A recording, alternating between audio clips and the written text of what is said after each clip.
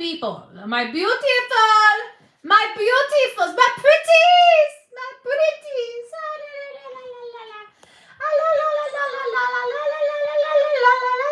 Okay, I'm done. I just got back from the hospital. I promised each one of you guys that I would come here and go live as soon as I got back from the hospital. I am getting back. Laura's, she's got a huge knot there. I've got to be honest with you.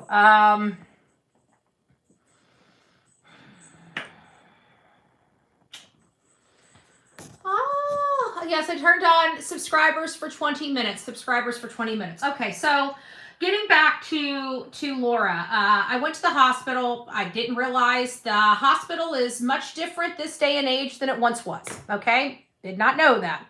So when I got there, the emergency room's not the emergency room. The main entrance is no longer the main entrance. As a matter of fact, the main entrance was flipping down the blessed road. It was the weirdest thing I've ever seen. Okay, so it's not the same hospital. I mean, it's the same hospital I was born at, but it's not the same hospital I was born at. So long story short, I get there, I go up, I get there. Laura has it's not, I was thinking we're going to come in there and there's going to be like this baseball size, something growing off of her neck. Well, that's not the case. It's up in there a little bit. You can see like the knot on the side of her neck here when she turns her head and stuff, but I don't think that's why they kept her. I didn't realize that because of all of this infection that's there, her blood pressure was through the roof. She was in stroke level. Her heartbeat per minute was well over 96. She was in a very precarious situation with this mass of infection. They don't think they're hopeful. This is what's my understanding from when I was there. I didn't know this. So there's a difference between infection and abscess. I didn't realize that, but there is a difference between an infection and an abscess. So when you have a ball of infection, you can treat that allegedly with antibiotics. It will disperse and start breaking down and start healing up all on its own. Whenever you have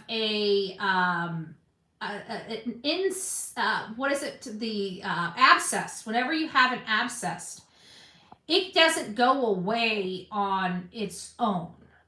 So one is infection, one is necrotic. So is it necrotic? Is it infection? I'm learning all this stuff myself. Apparently it was,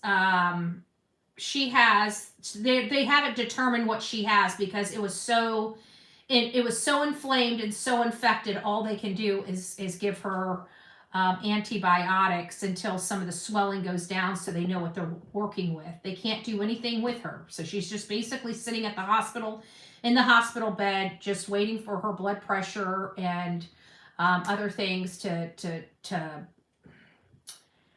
level itself out so they can figure out whether they've got an abscess or just some infection. There's like a cyst, a cyst will go away on its own. An abscess will not. It has to be drained. It has to be biopsied. There has to be surgery that comes along with it. So we're keeping our fingers crossed. They haven't determined one way or another that it is an abscess or just infection, but we're waiting for that to be determined. I stayed there until the doctor got there. She's in great spirits. She's missing her dog. She's missing her bed.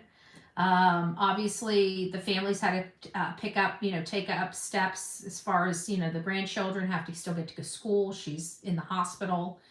And so it's just a little bit of a scary situation. It was her son's birthday yesterday and she's laid up in the hospital. So that's kind of where we are in the situation with Miss Laura, but it was a good trip. I kept her spirits up. We laughed about a lot of stuff, She's in discomfort. They did her blood tests, or her blood pressure before I left.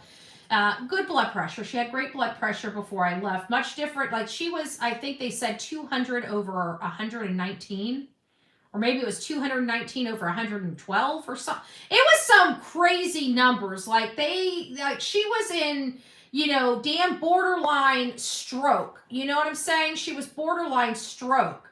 So it could have really gotten really serious. She's in good health. She's in everything's good for her. So we're good. We're good. She just needs to get the infection gone, and they need to decide when they're going to do the surgery, if they're going to do the surgery. So we'll keep our fingers crossed. So we still need lots of prayers from the folks out there in virtual land. I haven't really had an opportunity to look at anything. I've been dealing with my best friend and all of that. When I came in, oh my God, Delilah. She chewed me out. Like, it's been a long time since I've left this house. And Delilah chews me out. And she chews me out like big time. I walk in here and she's... Yeah, I'm talking. Come here, boo boo. Oh, the baby. Oh, miss your mommy. He misses your mommy. She was so upset. She yelled at me. She just yelled at mommy, and she's like, I can't believe you left me here for 3 whole hours. Oh, thank you, Rose. I appreciate that. Yeah, I do too. It's just it's real. I think what I didn't understand is how incredibly sick she was. It doesn't look like that big of a deal. I mean, I will be honest with you. You can see a little knot, on the side of her neck when she turns her head this way. It's like really noticeable. I mean, it looks like a golf ball. I mean, there's without a doubt a mass there. But, I think I was expecting like the football, her carrying around a football and seeing that little thing. It's big. It's on her head, it's bigger than her nose. And so it's a pretty big, ball there. And you could, like I said, you can see it. It's like, it comes out quite a bit when she turns her neck this way. You can see it really, really good. But it's hard to believe that something so small would affect her blood pressure, would affect her heart rate. You don't think about stuff. It's infection there, and it's near all of her arteries and everything else. I was just, I guess it seems so ignorant of me, but you don't realize how that does affect those things. The infection, it increases your heart rate, your fever. You get a fever. You start trying to heal the body, right? Your body starts trying to heal itself, and that's the purpose of a fever, is to kill some of that infection. So she was having fever. She was having blood pressure spikes to the point of she could have stroked out. That's what they were worried about. And then we had the heartbeat. That was the other thing. Her heartbeats per minute were her heart was bouncing out of her chest. She's doing good. They were giving her some antibiotics. I got a chance to talk to her, the doctor. That's what I was just explaining to them. This thing on her neck is, it's not like a baseball size. It's a golf ball size. I mean, it's a pretty big lump. When she turns her head, you can see this huge, lump coming off of her neck. But I don't think that we understand, that ball of infection, how it affects the rest of the body. That's what I was just talking about, Pebbles, is when she got into the hospital, they were telling me her blood pressure was over 200. I think it was over 200 over 109. Like, she was in stroke city, and her beats per minute, I think they said, was like 96 beats per minute. Like, she was it didn't look like she was in poor condition, but her body was in poor condition. She could have literally died yesterday, and I didn't realize it was that serious. I now know how serious it was. But she's okay. They took her blood pressure today. Her blood pressure wasn't really normal, but it wasn't high. It was like 162 over 98 or something like that. Not the best, but not the worst. A far cry from where she was yesterday when they admitted her into the hospital, and her beats per minute are kind of coming back down to normal beats per minute. The doctor, they're wanting to observe her because they don't know what they need to do, if they just need to give her more antibiotics, or if it truly is an abscess. And if it's an abscess, well, they've got to drain that or go in there and cut it out. And so that's kind of where we're at right now with everything. So she's going to be in there for a while. She's definitely going to be in there the rest of the day. She's probably going to be in there tomorrow. And it's crazy. Yeah, it could have went into her bloodstream. I think it has. Yeah, it's a really bad infection. There's no ifs, ands, or buts about it. But she's in good spirits. I'm really happy. You know, I'm really proud. You know how good she's taking it. She has no shower in her room. She has like a camper toilet. Like it still flushes. Like it's not a chair a chair bathroom, but it does have plumbing to it. But it's really weird. It looks like the toilet folds up into the wall. I'm not lying. I've never seen this stuff. This is not the same Memorial Hospital I was in. When I was in the hospital, everybody had their own bathroom and their own shower. Like you know, I hate hospitals like that. Me too. So I'm like, I look at Laura and I'm like, you don't have a shower in here? She's like, no. She's like, I got a toilet. And she points over and I'm like, is that like one that closes into the wall? I've never seen anything so crazy. It does. It doesn't just close into a wall. It closes into a cabinet. Like she's got a toilet cabinet. What the flip? I've never seen this stuff before. I'm not lying. So I'm like, yeah, you know, I'm a little bashful. You know, me and my best friend, we've been together for well over 20 years, okay? We were together. I mean, she was laughing today because she had to pee. And I'm like, you want me to leave the room? She's like, are you kidding me, girl? It doesn't bother me none. She's like, and she is true, you know. I mean, if push come to shove and there was low water, we'd probably jump in a shower together. Like, there's no bashfulness between us after 20 years. But still, I ended up going out to the hall. I just feel a little weird having my butt hanging out and my doctor possibly walking in. It's like, how you doing? Well, I'm trying to urinate. Nice to see you, Doc. How you doing? You know, because there are no doors and stuff. So I thought the hallway bathroom was probably a little more appropriate for Bullhorn Betty's butt. So that's where I went. But it was, we got to stay there. Her sister left. Her sister's like, I got to go downstairs. She wanted to go take a smoke. And, you know, we're sitting up there just chatting and talking and stuff like that, you know. And I'm like, well, geez, your sister's surely taken a long time to smoke a cigarette. And she's like, oh, she probably went to go get me something to eat. Where the hell did she go? Like Mars? And she's like, no, she probably went over to Palmetto to a place that I eat. I was sitting there thinking, you know, well, that's really thoughtful of your sister to think of you like that, you know? You got it like that. And about that time, here comes Sis walking in with bags of food. So she even bought me lunch. I'm there to visit my BFF, and my BFF sent her sister out to go pick up lunch, and she bought me lunch. So I had a BLT for lunch. It was good. It was very good.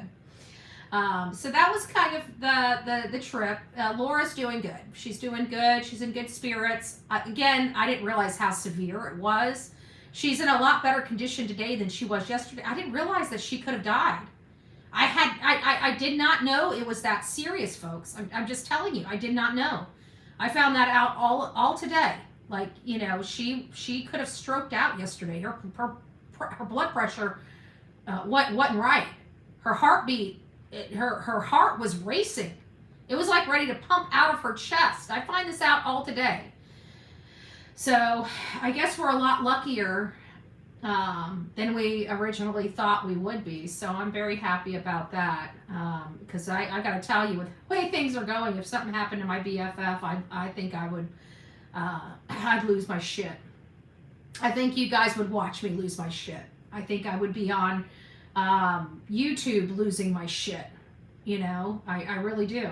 If something happened to my best friend, you guys would probably see Bullhorn Betty lose her shit live on Bullhorn Betty show. I'm just letting you know. If anything happened to Delilah, you guys will probably see Bullhorn Betty lose her shit right here live on the Bullhorn Betty channel, right? There's a couple things that I'd lose my shit over.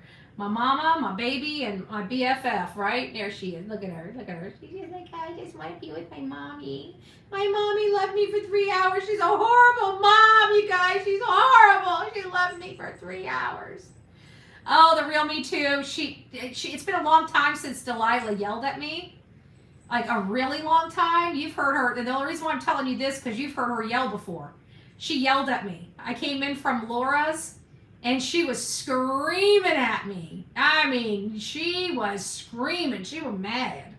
It's been a long time since she's been that mad. She was not happy. But I was dirty to her. I was a dirty, rotten scoundrel. I was. She saw me going around here, getting dressed. Like she knows, okay? She surely can. Yeah, she does yell. But she knows what it's like because it's just me and her here. Like she knows when things like we have a routine. That's probably the worst thing you can have with a dog, especially when you're trying to sneak out of the house. So she knows our routine. And today I broke the routine. I started getting my makeup on sooner than I got my makeup. I started getting dressed a little sooner than I usually get dressed. By a couple hours. Like, I usually start getting, moving around here. Probably about 11:30, 10:30, 11. And so you guys know we got off here about 9:30 this morning. And so I'm running around here getting, pulling my hair back, putting my glasses on, washing my face, brushing my teeth.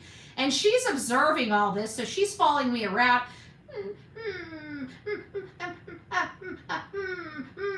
just doing this whole whimpery crap to the point I'm annoyed with her. And I'm like, Delilah, quit begging. Like, I'm not talking to you right now. I'm just telling a story. I'm not yelling at you right now. No, I'm not. You're a perfect little baby. You don't have to worry about it. I'm not yelling at you right now. I'm just telling a story. Maybe we'll just call her Dee for now, so she doesn't think I'm yelling at her. She's starting to whimper. She feels like I'm talking about her. Are you done? Okay. So, anyways, she's running around here doing the whimper thing. And so I'm telling her no begging, no begging, no begging. And then I realized I didn't give her MILK, which we call MILKY when we're talking about it. And so I did dirty. I poured her a spot of milk. And while she had her nose into the bowl of milk, I bolted out the door. So I think that's really why she yelled at me. I didn't do it right. I was being a dirty, rotten scoundrel. Betty, she doesn't like it when you talk. I tell you what, she did. She just looked at me. Yep, Delilah loves her morning. Yep, she does. She does. And so I had withheld that from her because I knew it was going to be a little bit of a problem. Like, and this is a little TMI, and I know it is, but I had to pee. And so this is how clingy she gets and when she knows I'm leaving. She usually doesn't jump on me when I'm on the toilet. Okay, you guys see how she is right now. Okay, she doesn't do this to me when I have to use the restroom, okay? This is how she was when I was using the restroom this morning. Like I had to kick her off of me.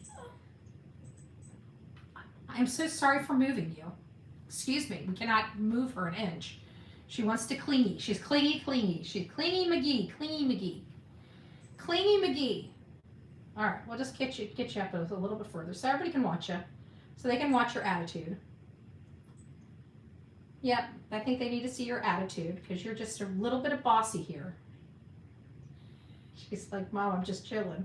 I just wish you'd quit talking smack about me. This is how dopey my doggy is. She's like, I just want to be around Mommy.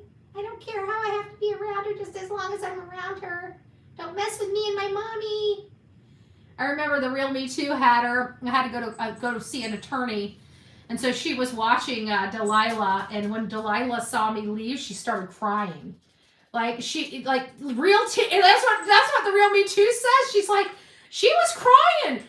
And she had real tears. Like my dog was literally crying for me with real tears pouring down her poor little eyeballs, while she's waiting. And the real me too didn't know anything, but she just decided to take her for a walk. You guys should see how she sleeps.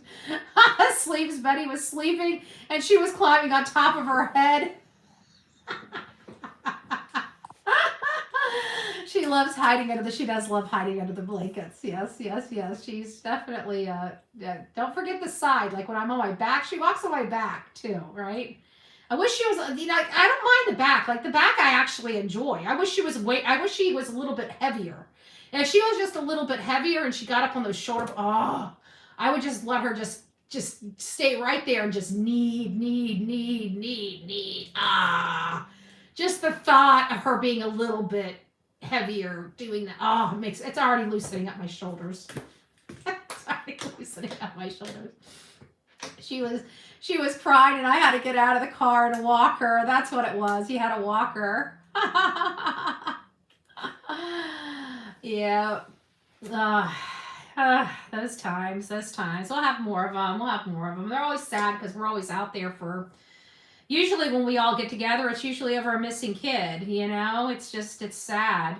We have another missing kid, Melodee Buzzard, as many of you guys know. Melodee Buzzard, she's been missing since October 7th. She's been missing since October 2024, and then we found out she was exactly where she was supposed to be with her mother on October 7th, 2025, but apparently the case is still not closed because they think that she murdered her daughter or sold her daughter for whatever, which, again, they're supposed to be smarter than Bullhorn Betty. So I don't know. I guess we're going to sit here and watch how this case rolls out, but I think I'm absolutely right. And the more I hear more information from law enforcement, the more they solidify my findings. And I don't know what to say. It's not my place to say whether this child should be with her mother or not. That's we pay the Department of Children and Family Services in our court system lots of money to make those decisions for us. And I'm just saying that this stinks to high heaven. I don't like it. And I'm probably not going to get off it because I'm very big on parental rights.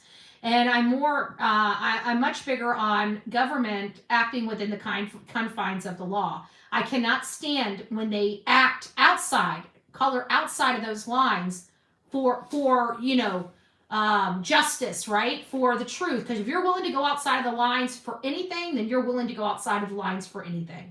Okay? We don't do that. We don't make exceptions. We don't break the rules. It doesn't matter what the requirement is. We don't break the rules. Okay? We don't break the rules.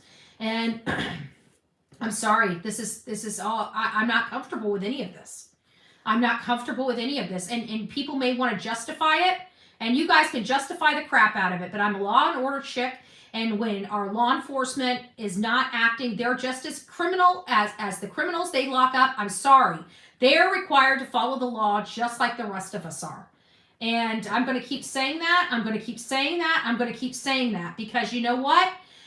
When they try to say that they're breaking the law for justice, it's a slippery slope.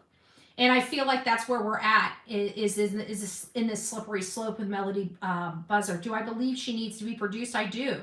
But I'm also, now that I know what's really going on, I'm terrified for her to produce her child, because I believe that the state or the feds are going to take that child from her for no other reason than them having to hunt her down, which they should have never had to hunt her down because she wasn't gone for a year. And there are no truancy laws that they can go after her for. She's from California. Those were wiped off the books. They've been decriminalized. So we've got no reason for law enforcement to be up this woman's butt, but they are.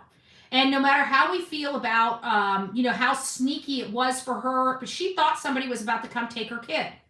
Okay? I'm sorry, a woman that's already had to go through this once before and doesn't want to go through this again, she'll go there. She's not the first woman. I've heard of other women doing the same damn thing. I've heard of a lot of women acting this way. And you know what I find out? Most of the women that act this way are from very, very abusive relationships. And since her significant other or this child's father is dead, then I have to look at where's this behavior coming from. And it makes me wonder how contentious is the fight between the in-laws. Because it seems to me the in-laws wants this child away from the mother for themselves, which I have no respect for that. You'll never, ever, I don't care who you are. If you have the ability to help the mother keep the child within the family and give support, that will always be preferred over taking the child away from the mother. I mean, short of abuse. If she's beating the crap out of this child and stuff like that, get that child out of that home. But we've never seen that. We never heard that. The most that we've came up to on the, possible abuse is raw eggs, okay? I don't care who you are, in every family, you can look back in your own family. There are times and places in your own life, whether you want to acknowledge it or not, where your mental health is challenged. Whether it's a loss of a parent, whether it's a loss of a child, whether it's a loss of a job, right? Or financial ruin, or a divorce. There's always going to be something in your life that might mimic a full-blown breakdown, because it probably is a full-blown breakdown. It's not uncommon for human beings to go through such trauma that it triggers something within them that causes, instability, mental instability. It doesn't mean that it's going to stay there forever. It doesn't mean that this is the first time it will happen. It doesn't mean that this will never happen again, right? This may never happen again. You may have one incident where you were weak and you didn't know how to handle it. It took you by surprise, bada bing, bada boom, but we don't even know the situation about that. And I don't like the way that whole scenario happened. And I would like more information about the first time, when she ended up leaving the state the first time to prevent Rubiel's family from adopting her daughter. And I'd like more details about that trip and where Melodee went during that and how that was transpired. Did she drop her off at a friend's house, come back, pack up, and then go and meet her daughter, which is what I believe is happening here. There is the real possibility that this child is deceased, that her mom took her somewhere and unalived her. The possibility of her being trafficked or anything like that, I'm not seeing it. I don't see that aspect of it, but you know what? The talking heads on court TV and law and crime are much smarter than Bullhorn Betty. So, I mean, we would want to defer to them and their crackpot theories, like this child's been sold, because they know so much and they're so much smarter than Bullhorn Betty. Again, I just would like somebody to take the issues seriously that we have, and the serious issues that we have is how in the world is law enforcement able to do this? And we'll never find out about that because they're not going to tell us. What's going to end up happening is this case is going to end up just falling out of the limelight. We're going to have another breaking news case, and this is just going to fall out of the limelight of the public's eye, and nobody's going to really follow up on this, and it's just going to go away, and we're going to find out later that law enforcement didn't have the probable cause necessarily to force this woman to do anything, and this case just kind of fizzles away into nowhere land. Like, I feel like that's where this is going to come up. I think we're just one breaking news cycle away from this case going away, and it just going away forever, because again, I don't see where they have the probable cause to do what they're doing. At some point, the courts are going to challenge what they're doing and make them produce something. And if they can't produce anything, the courts are going to close this out. I'm not even going to worry about it unless the courts are ultra corrupted. But you're talking about California courts. I mean, they're corrupted, but they're corrupted for different things. They're lazy corrupted, right? They just don't want to do their job. Kind of corrupted, not necessarily ignorance corruption, willful ignorance corruption in places like Lompoc and stuff like that. People just they're lazy. Things just go away. They're spicy one minute, the next thing you don't hear anything about it. That's California. I don't like California. So one or two things are going to happen, but I don't think they're going to be able to arrest this lady. I really don't. Mark my words. We'll find out. I guess, only time will tell true crime whether they truly have the rights to arrest this lady. I don't think they do. I think they're applying pressure to make her, to force her, which again, I don't like that. We are America. We're not a third world country. I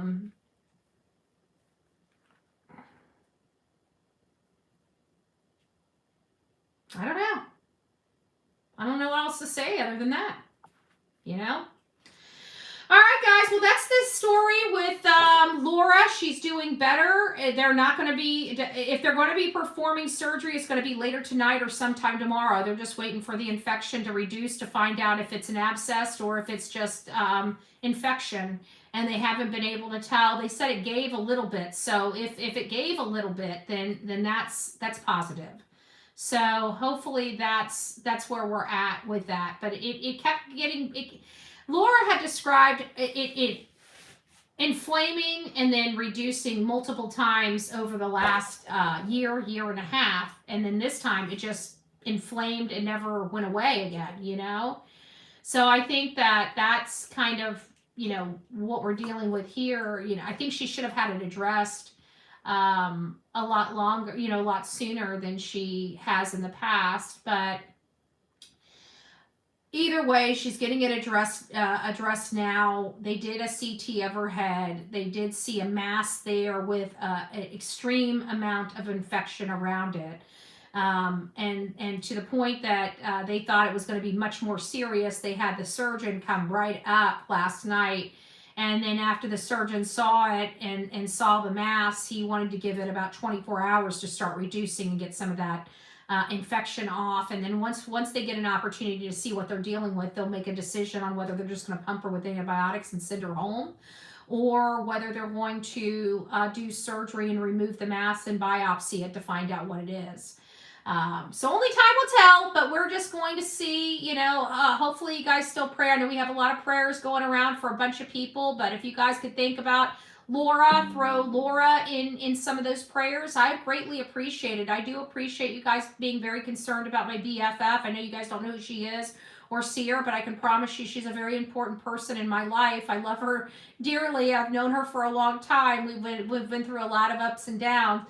And if you don't know, she's about 20 years older than I am. So, you know, she's going to have a lot more medical issues than I will. She was 40-something when I was 20-something, you know, and we were just, we've been through a lot. She was my neighbor at my other house, and our relationship didn't start off. We were both two alpha females, so you can imagine two alpha females fighting over some fencing. It was not pretty. It was not pretty at all. We almost actually came to kicking each other's ass.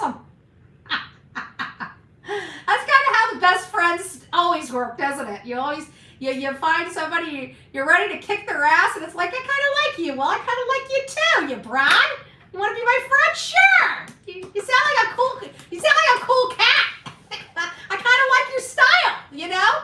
And so then it all began from there. Next thing you know, we're you know, kicking things back.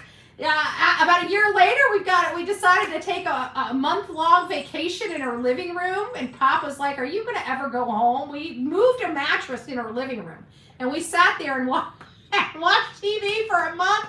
That was our vacation. So anyways, we've done some crazy stuff together. I don't know what I'd do if anything happened to her, so we're not going to think about that. We're going to think about positive energies for my BFF. And looks like she's going to make it and come home. But guys, even those little tiny cysts, okay? Even those little tiny cysts, go get those checked out, okay? Don't just say it's just a cyst or it's just this, because I'm telling you, I looked at her neck. Now she has a little bulge there, but it's not something that's screaming you're going to die over, right?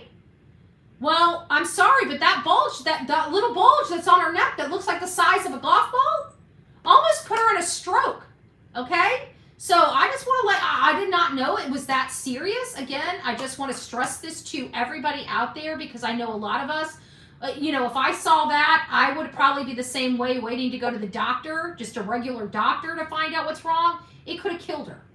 So don't take your health for granted. Even these tiny little cysts or abscess you get, take it seriously. Take it seriously, because that golf ball size could have taken my best friend off this earth. And it is shocking to believe that it could. But it almost did.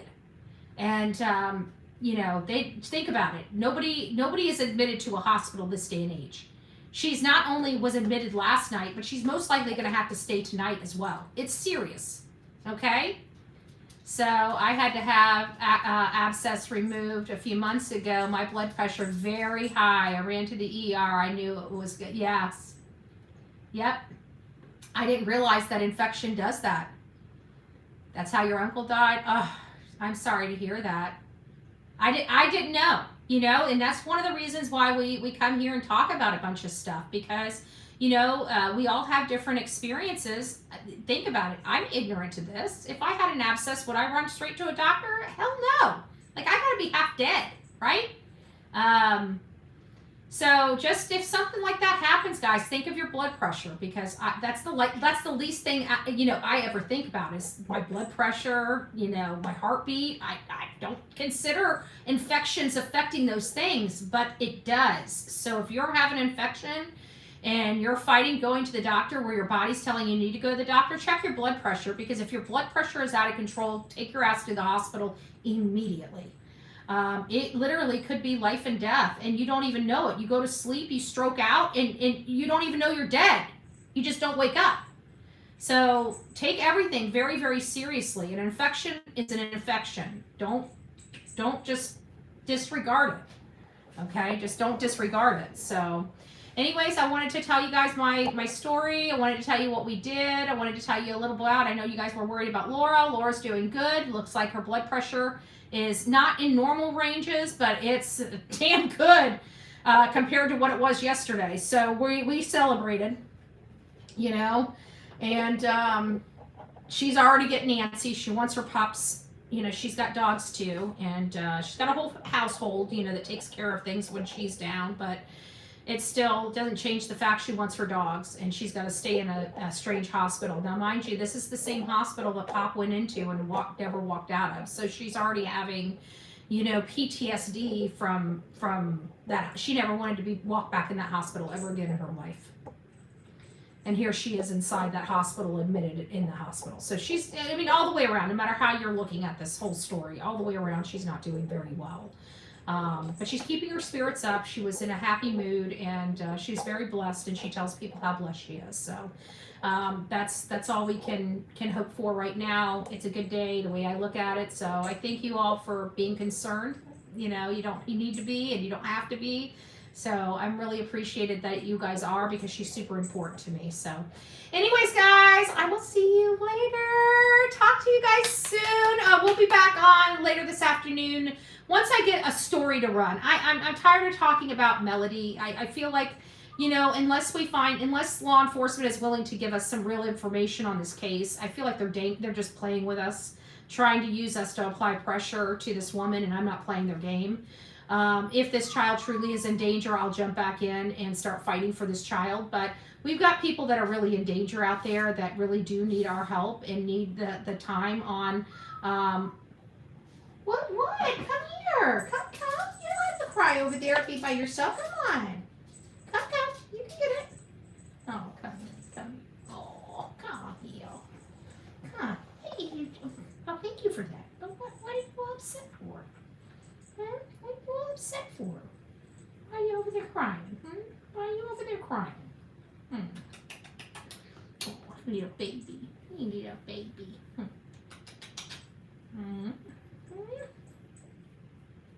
You want to go play ball, don't you? That's what you want.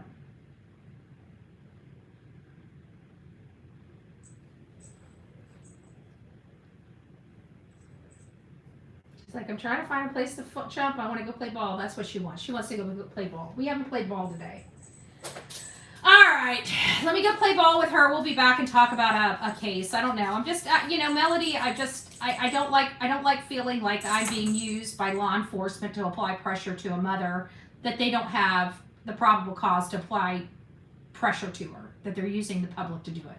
I don't like that. I don't like the feeling of that. I'm not playing that game.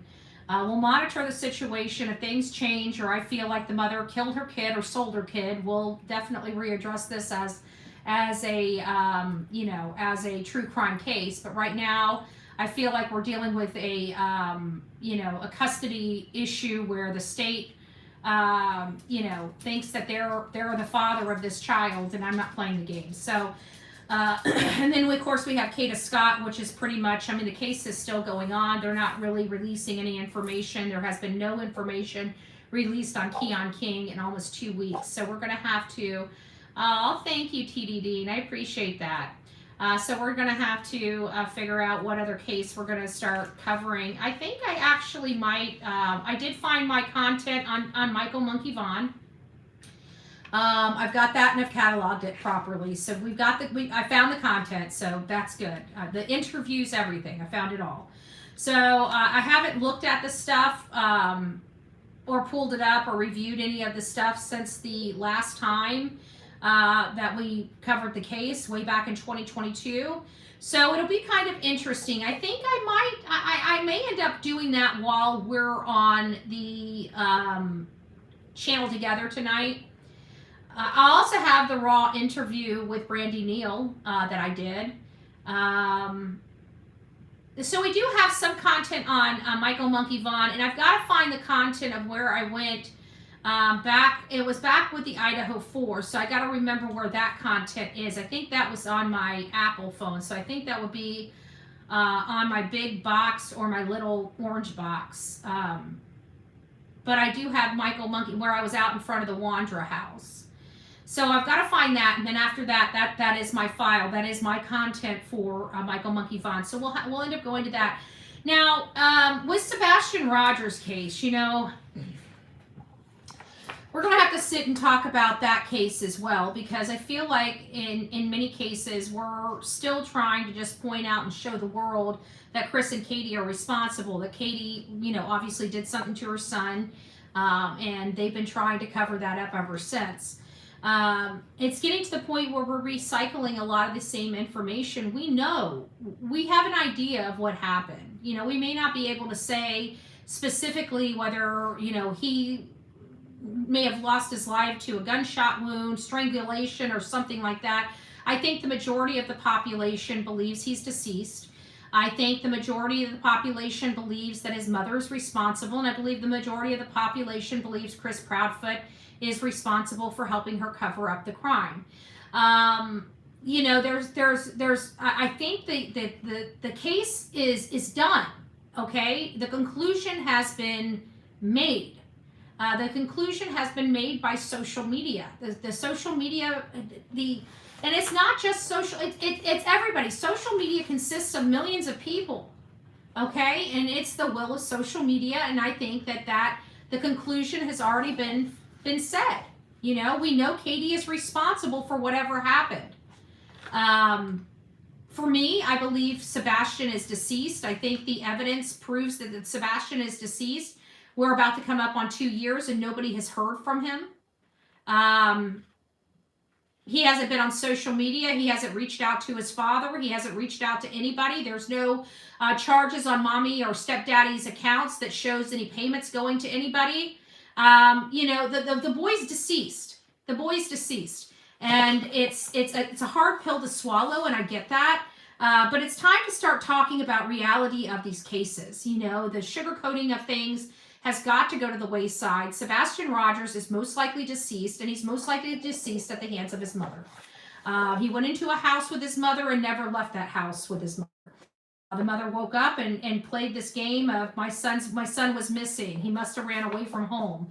And then she realizes, oh shit, we forgot to take anything out of the home to show that he ran away. And now we're stuck with this story that my autistic son that always does this same thing over and over again from day to day changed his lifestyle this one very evening, and then all of a sudden everything is different, when we know that there's no possibility of that being a reality.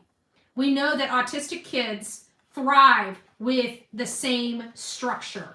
You're not going to have a child that has autism that does the same things every single day alter his behavior on the dime, right? One thing that autistic children are not known for is,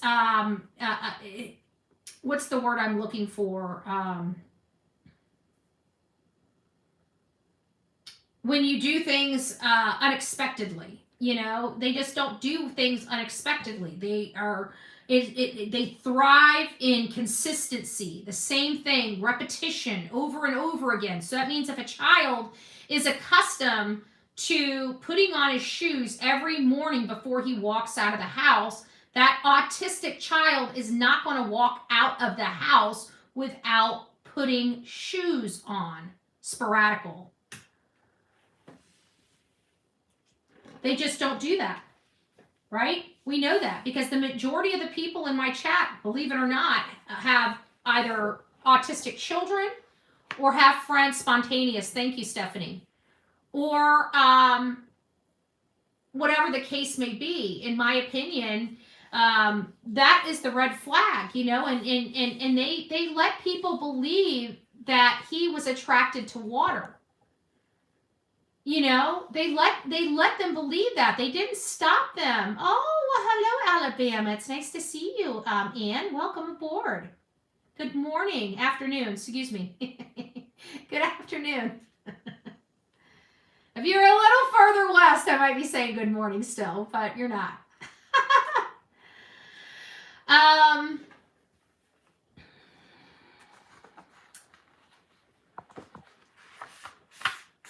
I just know that it's awfully weird to me that I identified behind the Bowersox house, and of course the Bowersox are in their Gallatin city council complaining about building that's going to go on the opposite side, their backyard of their house, which I believe was a probable area, and where I was before the Bowersox and the Proudfoots tried to have me arrested, which they were ultimately successful doing, and we're in court right now. They haven't even began to get the wrath of Bullhorn Betty or what they've done.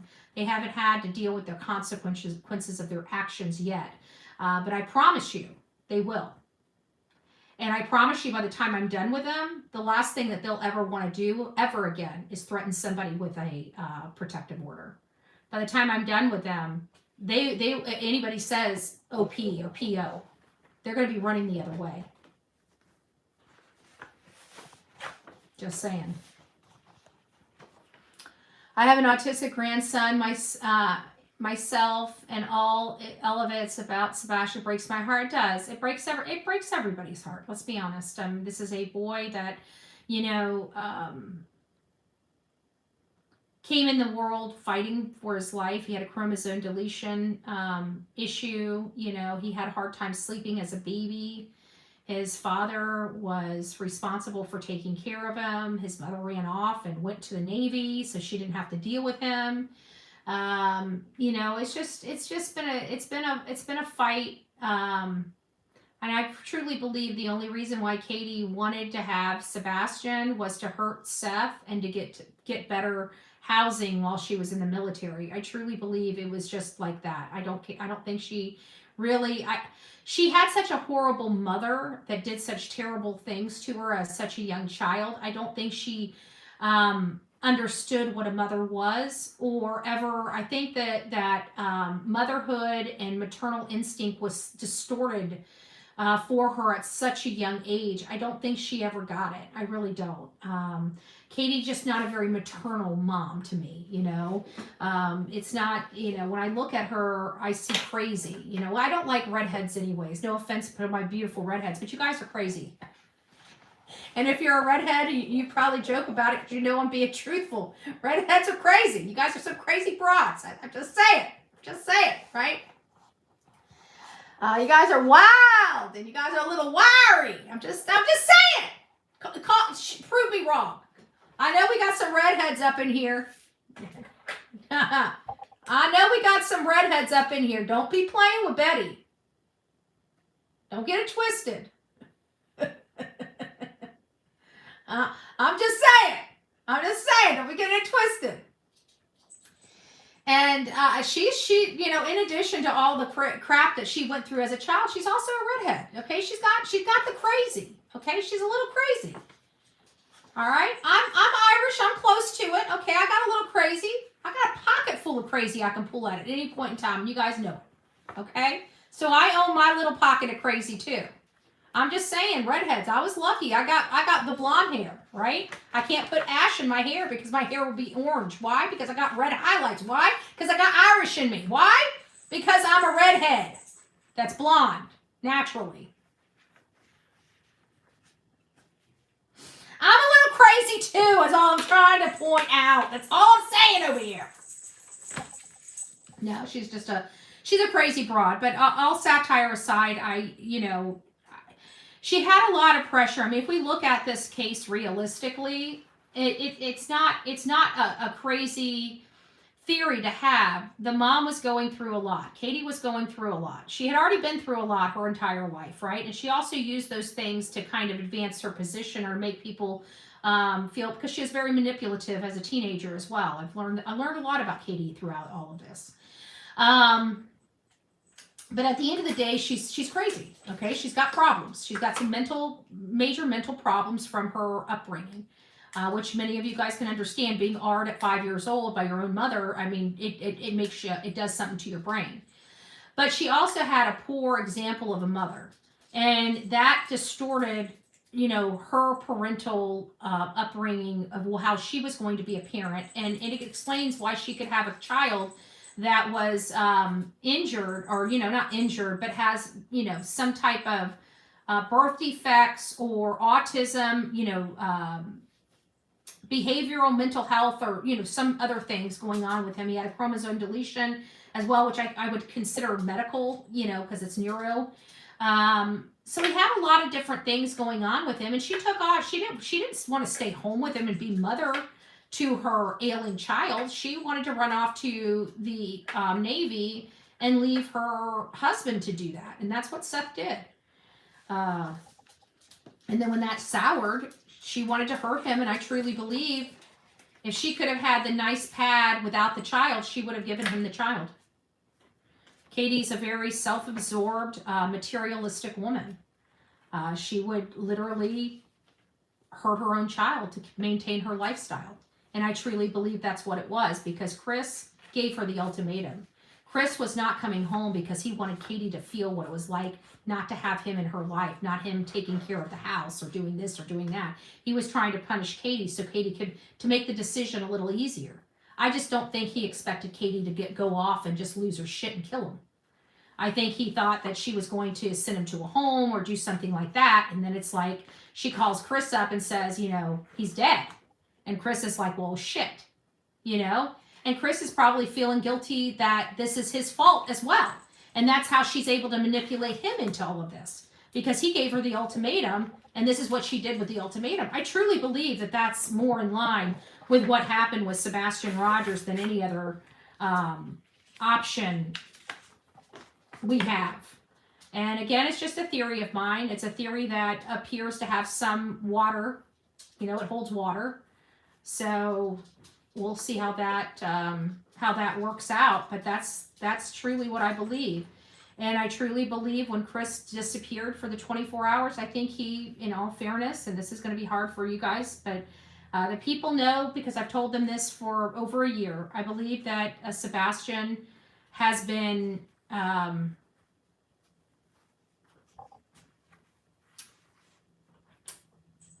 pieces is the best word that I can describe. And I think Chris has the stomach and was able to do that. I think Chris is he's been able to do a lot of crazy stuff, rip heads off of animals, do some really crazy stuff as a youngster, plus being in the Navy, plus doing past, body recovery work in different countries.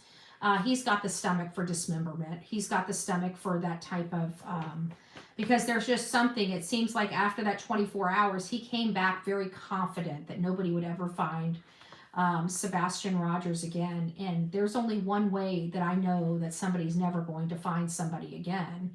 And that's if they make sure there's nothing left of that person to find. And when I heard him say that, that's the first thing that came to my mind, and I trust my gut. Is it a possibility? I don't know. It seems like he would have, of all the people in the world, he would be one that has the behavior and the prerequisites to stomach something like that. So he does grade very high on being able to do something like that. The question is, did he? It's a theory. There's nothing that supports the theory. But I think that's why we're not finding an entire person. And if you're out there searching, search for little bones, you know.